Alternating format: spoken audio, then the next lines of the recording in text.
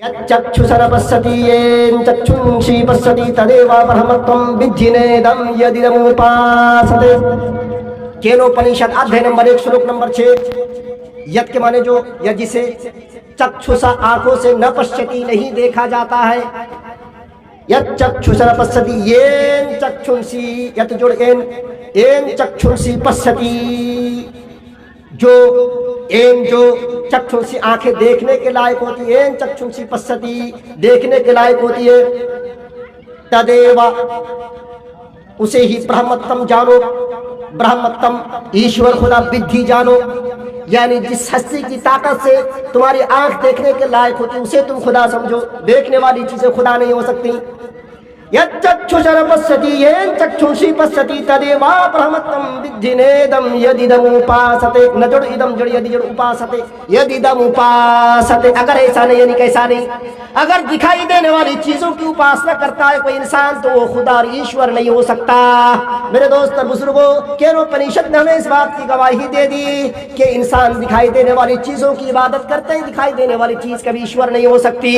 अल्लाह के रसूल सल्लल्लाहु अल्लाह ताला ने भी कुरान के अंदर इस चीज को बयान किया कि अल्लाह रब्बुल आलमीन को किसी की आंखें नहीं देख सकती, अल्लाह रब्बुल आलमीन को किसी की निगाहें इदराक नहीं कर सकती, वो तमाम आंखों को देख सकता है। बल्कि केनोपनिषद के अंदर तो ये बात बता दी गई कि इंसान, जो भी इंसान इस आंखों से दिखाई देने वाली चीजों की इबादत करते हैं वो इंसान, वो खुदा नहीं हो सकते। अगर ऐसा है कि जो आंखों से दिखाई देने वाली चीजों की उपासना करते हैं, आंखों से दिखाई देने वाली चीजों की पूजा करते हैं, तो इंसान वो ईश्वर नहीं हो सकता, वो खुदा नहीं हो सकता। कुरान ने भी बयान कर दिया, ला तुदरिकुहुल अबसार व हुवा युदरिकुल अबसार। आंखों से दिखाई देने वाली चीज कभी खुदा नहीं हो सकती, यानी अल्लाह रब्बुल आलमीन को किसी की आंख देख नहीं सकती, किसी निगाह के अंदर इतनी ताकत ही नहीं, किसी निगाह के अंदर वो ताकत ही नहीं कि अल्लाह रब्बुल आलमीन को देख ले। हाँ, अल्लाह ने अपनी निगाह के बारे में कहा हुआ युदरिकुल अबसार, बल्कि अल्लाह रब्बुल आलमीन तमाम तर निगाहों का इदराक कर सकता है। पता ये चला कि कुरान ने भी बयान किया कि अल्लाह रब्बुल आलमीन को आंखों से नहीं देखा जा सकता।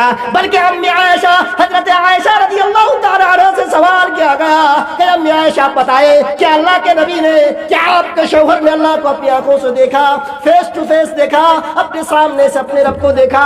हजरत आयशा कहती है, मन हद्दसका फमन कज़ब, बुखारी मुस्लिम की रिवायत है। हजरत आयशा कहती है कि जो जिसने तुझे जो ये तुमको ये कहे कि अल्लाह रब्बुल आलमीन ने, मोहम्मद सल्लल्लाहु अलैहि वसल्लम ने, मेरे शौहर ने, मोहम्मद ने अल्लाह रब्बुल आलमीन को फेस टू फेस अपनी आंखों से देखा, गोया कि उसने झूठ का वो बहुत बड़ा झूठ है। और दलील के तौर पर इस आयत को हजरत आयशा ने बयान किया, ला तुदरिकुहुल अबसार व हुवा युदरिकुल अबसार। किसी की निगाह अल्लाह रब्बुल आलमीन का इदराक नहीं कर सकती, बल्कि वो तमाम निगाहों का इदराक कर सकता है। पता ये चला कि आंखों से दिखाई देने वाली चीज कभी ईश्वर कभी खुदा नहीं हो सकती। कुरान ने भी इसको बयान कर दिया और वेद ने भी बयान कर दिया। मेरे दोस्त और बुजुर्गों, आप जरा देखिए, मैंने कहा ना, बेटा मांग रहा है, किससे मांगो? अल्लाह से मांगो। बेटा देता कौन है? अल्लाह देता। बेटियां कौन देता? अल्लाह देता है। बेटा बेटी दोनों कौन देता है? अल्लाह देता। 5 कौन बनाता? अल्लाह बनाता। इसलिए 5 होने पर किसी को ताना सानी, अल्लाह तान, बुरा भला कहने की जरूरत नहीं। अल्लाह रब्बुल आलमीन की मसलहत है। मेरे दोस्त और बुजुर्गों, इब्राहिम की तरह देखा, हजरत सकरिया का वक्त चले, कुरान ने बयान किया, क्या कहा? हजरत सकरिया 80-90 साल की उम्र,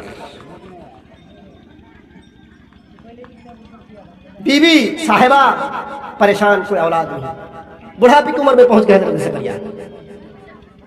हजरत जकरिया ने कहा, क्या कहा? उन्होंने ये नहीं कहा अल्लाह मुझको, हजरत इब्राहिम ने जैसे मांगा, रब्बी हबली मिनस सालिहीन, ऐ मेरे परवरदिगार मुझको एक साले नेक औलाद अता फरमा। अल्लाह रब्बुल आलमीन ने कहा फबश्शरनाहु बिगुलामिन हलीम, हमने उसे एक मुर्तबार लड़की की खुशखबरी सुना दी।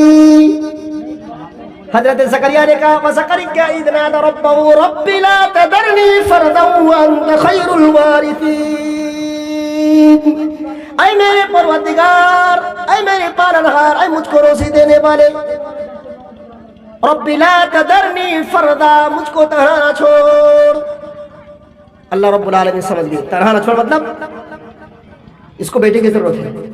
80 साल 90 साल की उम्र में हजरत ज़करिया को बेटा अता किया गया, हालांकि उनकी बीवी की उम्र भी हो चुकी थी।